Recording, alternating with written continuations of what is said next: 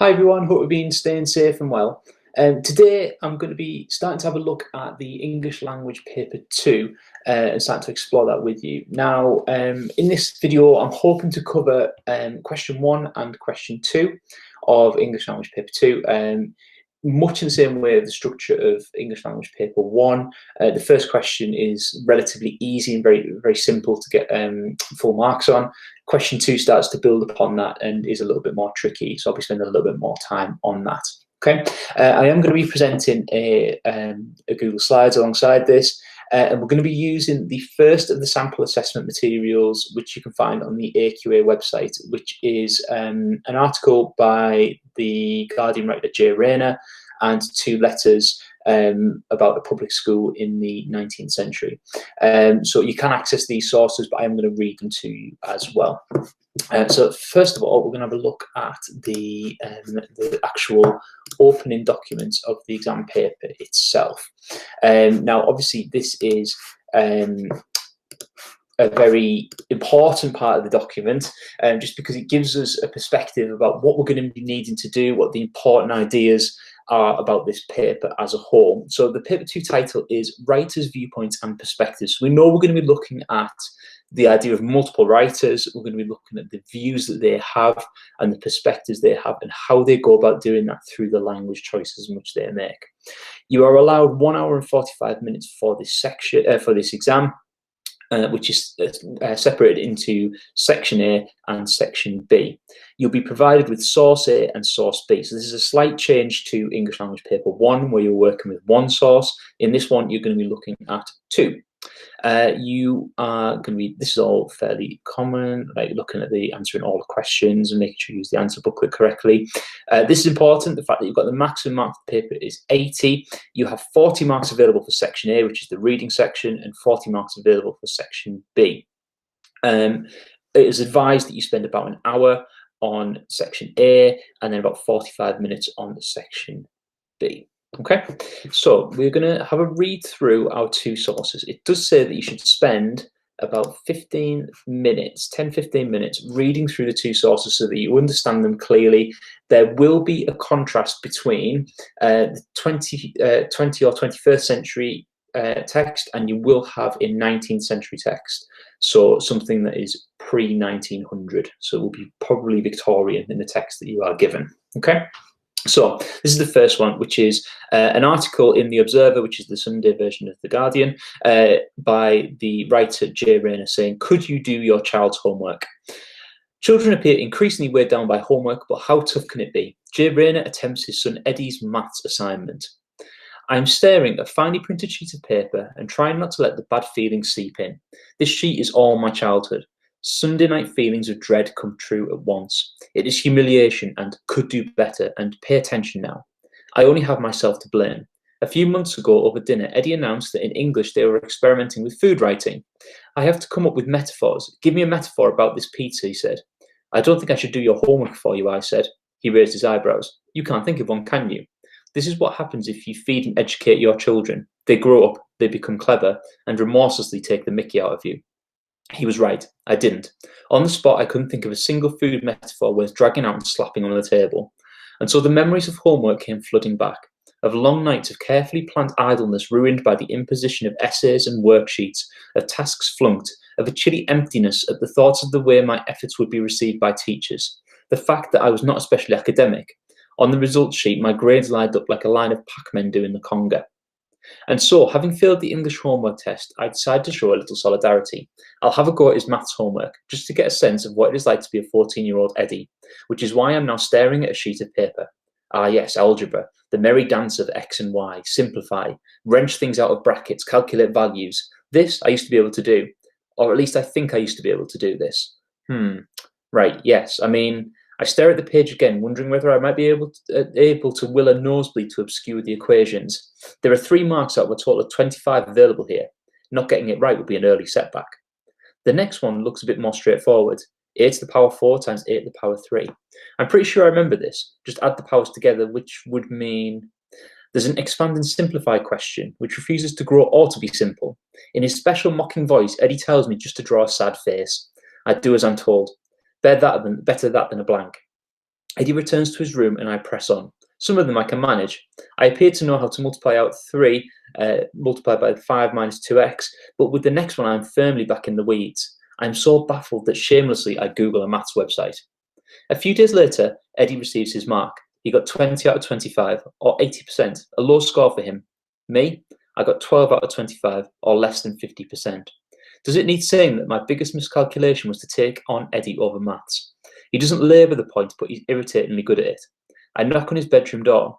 He doesn't look up from his computer screen. He's too busy killing things while talking on Skype to his friend Theo, who is also in the game trying to kill the same things. Finally, he looks up at me from the computer. Who needs teachers to humiliate you when your own son can do it so effectively? Okay, so that's the first text. The second text, a few things to point out. The idea of Pac-Man is a popular game from the 1980s where the character follows the lines in a maze and the congos are danced with the participants follow behind the leading person along the line. Pac-Man's mouth was like this, so essentially what Jay Rayner's saying is that he got a lot of C's in a row, a lot of C grades. Okay, here we go. Here's the 19th century non-fiction. This source consists of 2 letters. The first letter from a young boy called Henry writing to his father. Henry was living far away from home at a boarding school. A boarding school is a school where you go to live as well as study and was a very popular way of educating boys, especially from wealthier families in the 1800s. Dear father, our master has arrived at Coddeston, but I am sorry to learn that he had no letter for me, nor anything else, which made me very unhappy. If you recollect, I promised I would write you a sly letter, which I assure you I have not forgot, and now an opportunity has come at last. I hope, my dear father, you will not let Mr. Smith know anything about it, for he would flog me if he knew. I hope, my dear father, you will write me a letter as soon as you receive this, but pray don't mention anything about this in yours. Only put an X at the bottom. I'll write to my good friend, Mr. Halmer, who is very kind to me, and will give it to me when I go to church. He lives opposite, and I assure you, my dear father, they are the kindest friends I have in Yorkshire, and I know he will not show it to Mr. Smith, for the letters I write you are all examined before they leave the school. I'm obliged to write what Mr. Smith tells us, and the letters you send me are all examined by Mr. Smith before I see them. So I hope, my dear father, that you will mention nothing of this when you write. It is now 2 years come October since I left you in Islington, but I hope, my dear father, you will let me come home at Christmas, and we may once more meet again, alive, if God permit me to live as long. Our bread, which is nearly black, is made of the worst barley meal, and our beds are stuffed with chaff, and I assure we are used more like bears than Christians. Believe me, my dear father, I would rather be obliged to work all my life than remain here another year. George is quite well, but very unhappy. Your respectful son, Henry. And then you also have a response from the father, which was written to a family friend, asking them to investigate the school problem. Sir, having recently received a letter from my son Henry, who is at Mr. Smith's school close by you, complaining about the treatment he receives, I am induced to write to you, confidentially, to request that you will do me the favour to endeavour to see both of them privately, at your own house, if possible, and ascertain whether you think it will be advisable for me to send them home. I will certainly be guided by what you say. Boys will sometimes complain without cause, and therefore I hope you will excuse the liberty I am taking in troubling you. Henry speaks very highly of your kind attention. I do not approve of the system of education, for they do not appear to have improved. When they left home, they could both spell, and in Henry's letter I see several words wrong spelt. I also do not like the injunction laid upon them of not being allowed to write to me without their master seeing the contents of their letters. If you should not be able to get a private interview with them in the course of the fortnight, I should be obliged by your writing to me to say so, and I will immediately give notice to Mr. Smith that I intend to have them home at Christmas. I should prefer your seeing of George if you can and hear what he says, as I can rely more on the truth of his story than Henry's, for I believe Henry's principal object is to get home. We have all had the great desire to see him, but particularly to see George, our other son, who is meek, a meek boy, and not so able to endure ill treatment as Henry. George is a great favourite with us all, and so he has with his dear mother, who is now no more. You will no doubt see my object in thus troubling you, and I hope you will excuse the liberty I take. But as I know you have been very kind to the boys, I shall esteem it an additional favour by your attention to this, and an answer at your earliest convenience. I remain, sir, very respectfully, your obliged and honourable servant, William Heritage. Okay, so we would spend our time annotating both of these texts and starting to think about what the exam paper might potentially be asking us. We know that we're talking about childhood and about children. We know we're talking about how they behave and their attitudes. The questions will reflect this. So back to our tab here. Question 1 looks like this. Now, this is similar to the question in language paper 1, which was to identify 4 statements. In this one, it's asking us to read again the first part of the source A from lines 1 to 15. Choose 4 statements which are true. Shade the boxes the ones you think are true. Choose a maximum of 4 statements.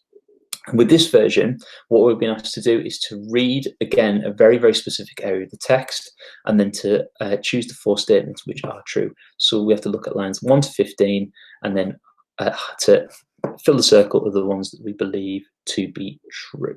Okay, so we have that Jay Rayner has good memories of his time in school. Jay Rayner was happy to help his son with his homework. As a boy, Jay Rayner worried about handing in his homework on Monday mornings. Jay Rayner could not think of a food metaphor to help his son. Jay Rayner was very able in school. As a boy, Jay Rayner did not enjoy doing homework. Jay Rayner looked forward to receiving feedback from his teachers. Jay Rayner makes a joke to cover up his own real exam results. Okay, so if we read the lines 1 to 12 again. Sorry, is it lines 1 to 15? Lines 1 to 12. Lines 1 to 15. Lines 1 to 15, here we go. I'm staring at a finely printed sheet of paper and trying not to let the bad feelings seep in. This is the sheet as all my childhood Sunday night feelings of dread come at once. It is humiliation, could do better, and pay attention now. I only have myself to blame. A few months ago over dinner, Eddie announced that in English they were experimenting with food writing. I have to come up with metaphors. Give me a metaphor about this pizza, he said. I don't think I should do your homework for you, I said. He raised his eyebrows. You can't think of one, can you? This is what happens if you feed and educate your children. They grow up, become clever, and remorselessly take the mickey out of you. He was right, I didn't. On the spot, I couldn't think of a single food metaphor worth dragging out and slapping on the table. And so the memories of homework came flooding back. A long night of carefully planned idleness ruined by the imposition of essays and worksheets, of tasks flunked, of chilly emptiness at the thought of the way my efforts would be received by my teachers. The fact that I was not especially academic. On the result sheet, my grades lined up like a line of Pac-Men doing the conga. Now, if we go back to this here, we need to read these statements really, really carefully and think about, are they true or not? So Jay Rayner has good memories of his time in school. Well, we can safely discount that one. He doesn't seem to have good memories of his time in school. Jay Rayner was happy to help his son with his homework. Again, it doesn't seem that he felt happy to do that. As a boy, Jay Rayner worried about handing his homework on Monday mornings. Well, that we can agree with. Oops. So we consider this one. Sorry.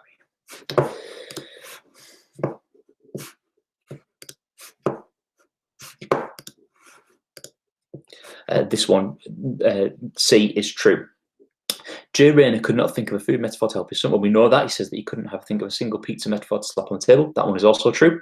Jay Rayner was very able at school. It doesn't say that at all. It says that he felt very middling. As a boy, Jay Rayner did not enjoy doing homework. That is true.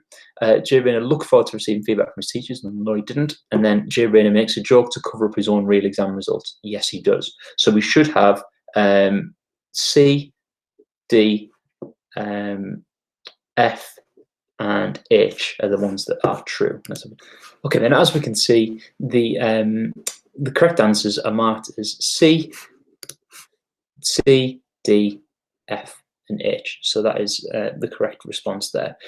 Tricky things with this question, we need to make sure that we're definitely rereading the set lines and we're not taking inferences from elsewhere in the text, because we could make inferences elsewhere that aren't correct. The 4 statements will be correct, but there will also be ones in there that are tricky, that could be interpreted in multiple ways. You need to read them very, very carefully. So, for example, Jay Rayner was happy to help his son with his homework. He does help his son, but the fact that he's not happy to do so is important, and you need to read these carefully. If you make a mistake on this part of the paper, there is a procedure to do, which involves crossing out the circles and then refilling in the next one. Ideally, make sure you read it really, really carefully. Probably spend about 5 minutes on this question, just reading it, making sure that you're 100% happy, because it's an easy 4 marks to get you started. Okay, second question looks at this. You need to refer to source A and source B for this question. Use details from both sources. Write a summary of the differences between Eddie and Henry. So within this question, we are probably looking at a few interesting points between the 2 characters. Now, importantly with this question, what we have is a summary.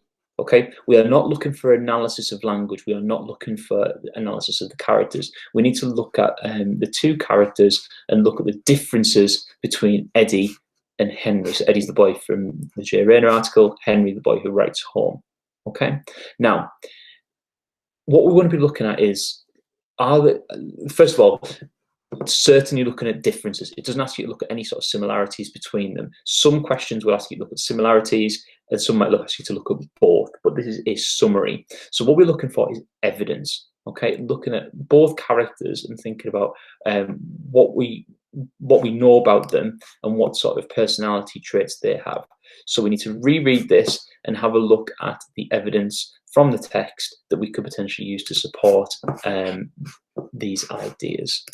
Okay, so looking at both texts, what we have is two very, very different characters in Henry and Eddie.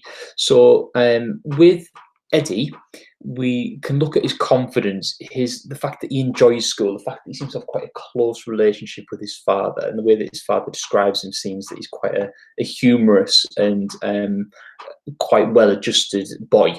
So these are four quotations that I picked up on that are quite interesting describing Eddie. We've got, they grow up, become clever, and remorselessly take the mickey out of you. In his special mocking voice, Eddie tells me just to draw a sad face. He doesn't labour the point, but he's irritatingly good at it. He's too busy killing things while talking on Skype to his friend Theo. Okay. With Henry, I was looking at the fact that he seems like very unconfident, the very fact that he seems very fragile, the fact that he has a very formal and distant relationship with his father. We have, I hope, my dear father, you will not let Mr. Smith know, for he would flog me if he knew it. I assure you, we are used more like bears than Christians. I would rather be obliged to work all my life than to remain here another year. Now, what we need to do is we need to look at a summary of the differences between Eddie and Henry, where we're using evidence, but we are not going to be analysing language. We're looking at the idea of how we can embed these ideas in here. So, in this paragraph, here we go. In both extracts, multitude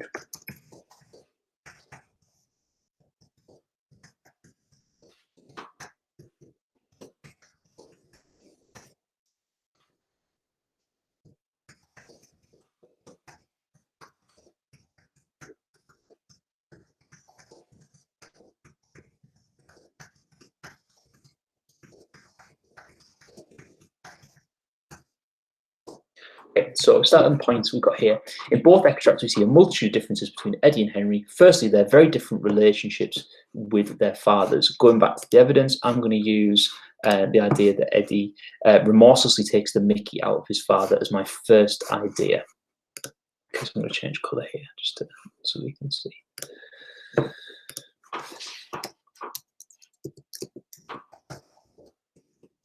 And source A.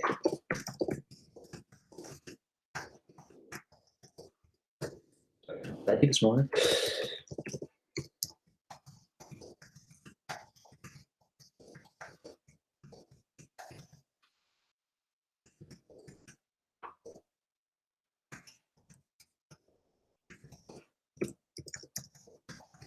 So within source A, we can see Eddie has a humorous relationship with his father and can safely have banter with him. His father even remarks.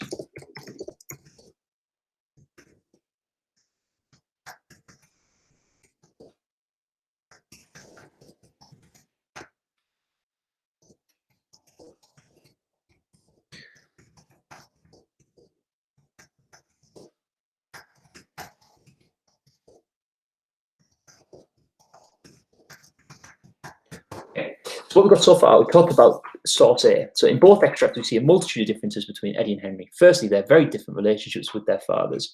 Within source A, we can see that Eddie has a humorous relationship with his father and can safely have banter with him. His father even remarks how he can remorselessly take the mickey out of him, suggesting a gentle relationship with mutual respect. Now, if we compare and contrast this with source B, my dear father, you will not let Mr. Smith know. It seems like he's quite fearful of the relationship and fearful of the schoolmaster and what his father does. So, however, So connective, looking at the idea of difference within source B. Henry seems to have much distant.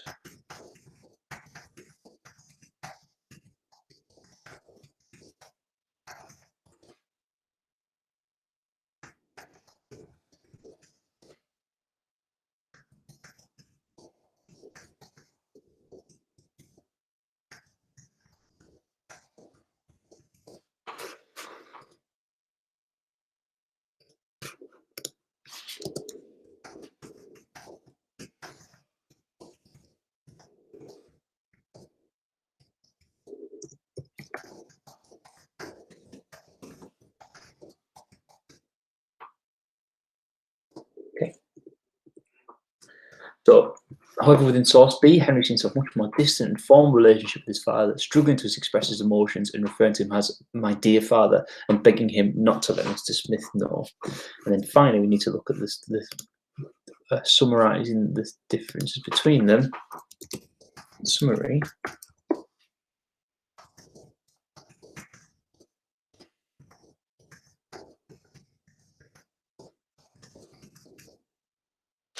A close.